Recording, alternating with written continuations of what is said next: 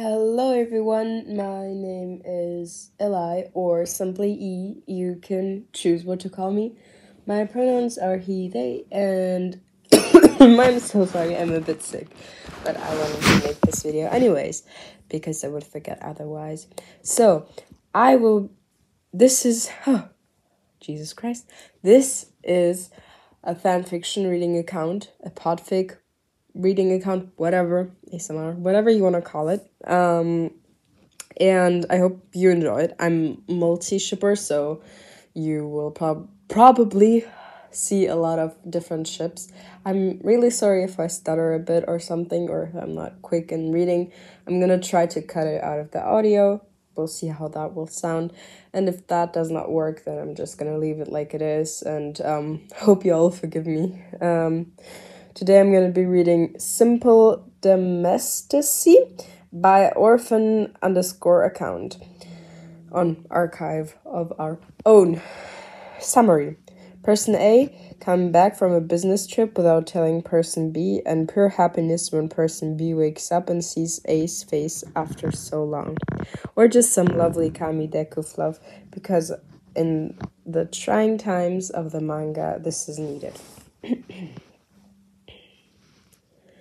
The apartment is quiet. Denki shuts the door, oh so quietly behind him.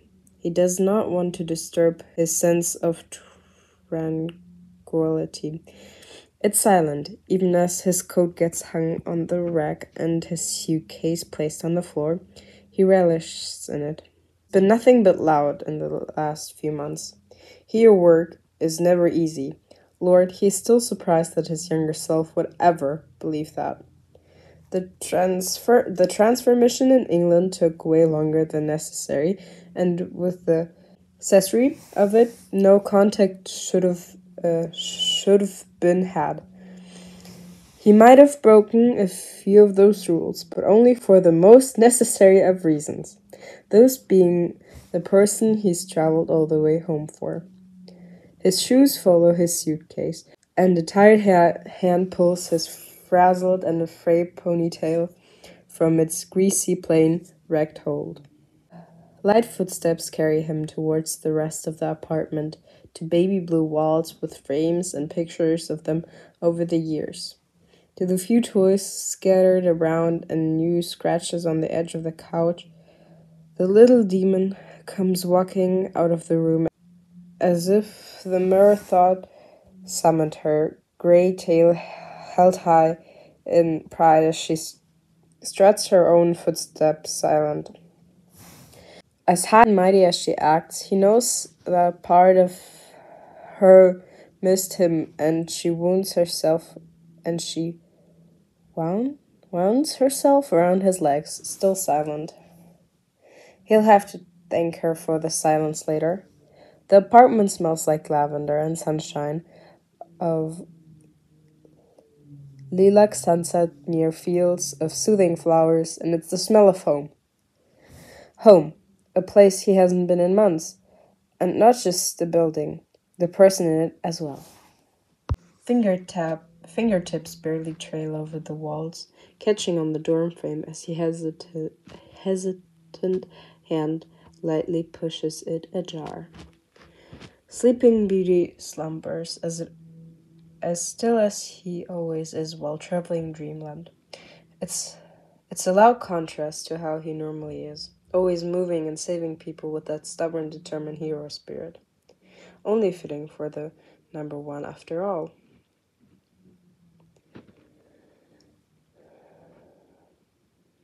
Izuku stirs, as if the mere thoughts of him sends feathers tickling his nose.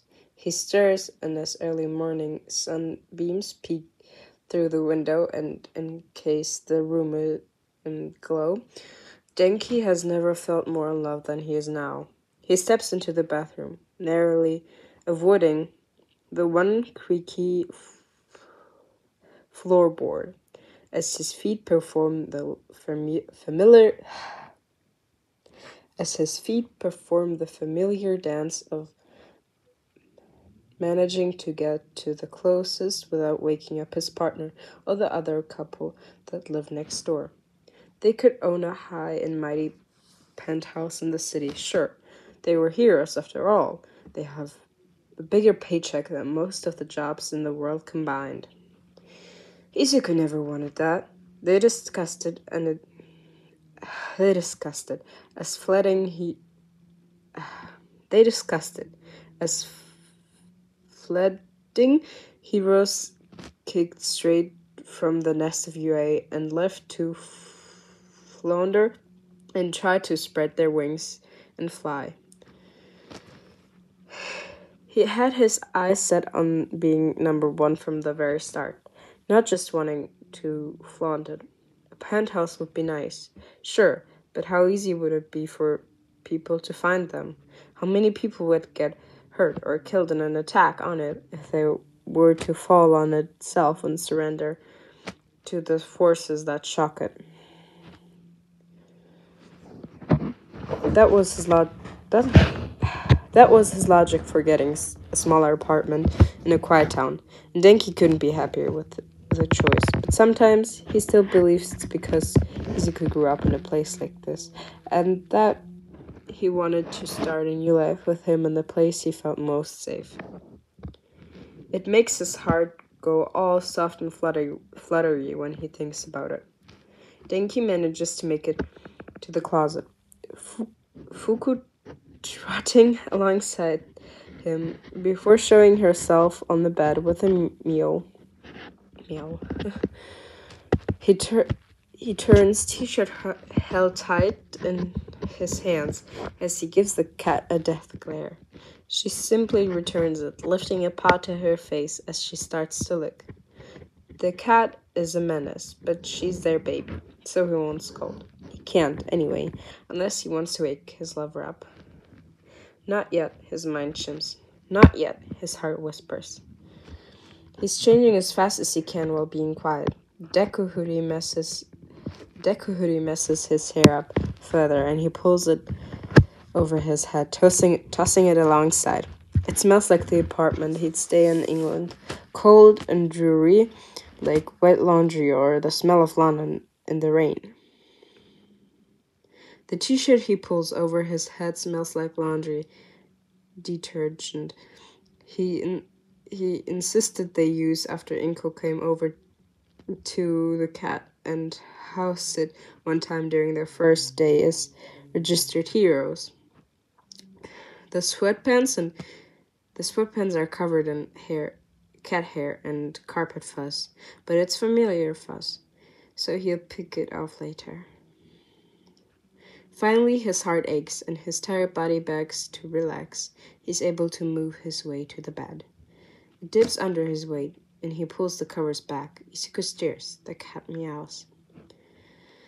Sleepy green eyes blink up at him, slowly, barely open. They snap open after a few more steady seconds. Hi, Kaminari whispers it, and Izuku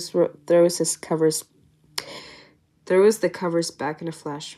And before he knows it, he's got arms around his neck, his lover in his lap, and warmth squeezing the life out of him. What are you doing here? I thought your mission didn't end for a few more days. I missed you so much. Why didn't you tell me you were coming home? I could have made special dinner or something. I could have cleaned up around here so you wouldn't have to come home to cat hair everywhere.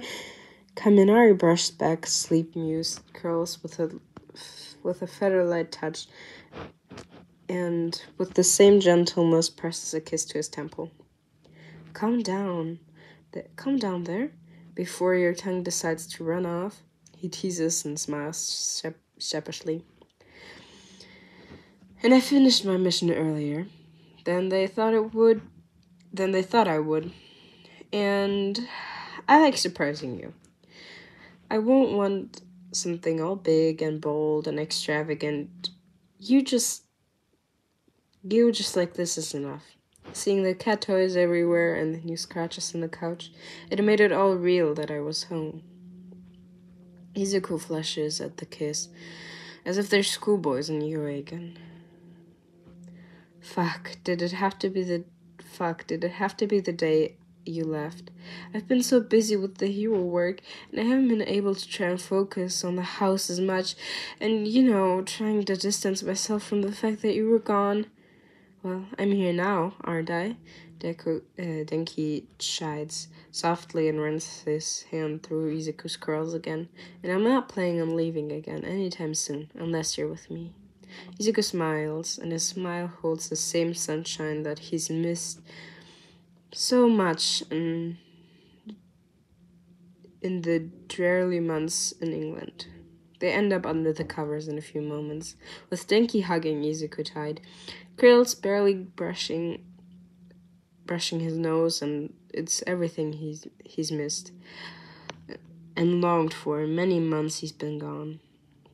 He doesn't want to have to leave again anytime soon. And by the way Izuku's hugging him, he doesn't think he could even try.